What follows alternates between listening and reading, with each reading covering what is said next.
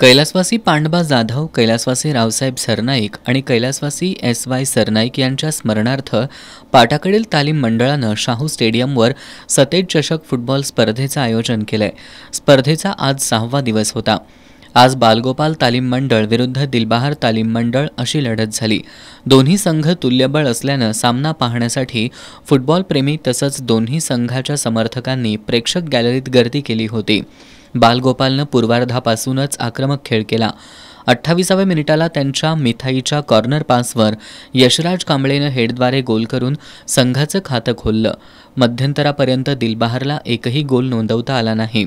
उत्तरार्धात दिलबहारच्या निक्सन, अभिषेक भोपळे, सुमित घाटगे, सतेज साळोखे यांनी चढाया केल्या, मात्र त्या अयशस्वी ठरल्या।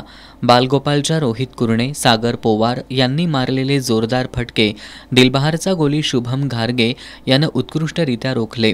बालगोपालच्या सूरज जाधव याची गोलची सोपी संधी वाया गेल्यानंतर सामन्याच्या 51व्या मिनिटाला मिथाईच्या पासवर मणिकंदन यानं गोल करून संघाला 2-0 अशी भक्कम आघाडी मिळवून दिली। बालगोपालनं आपल्या चढाया सुरूच ठेवल्या।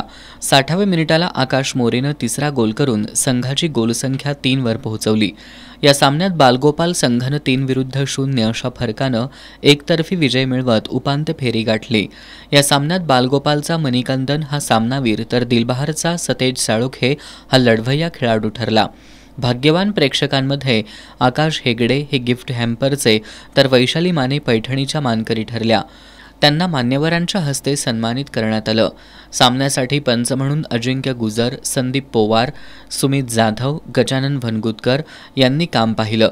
उद्या सायंकाळी 4 वाजता पाटाकडील तालीम मंडळ अ विरुद्ध सम्राटनगर स्पोर्ट्स अशी लढत होणार आहे।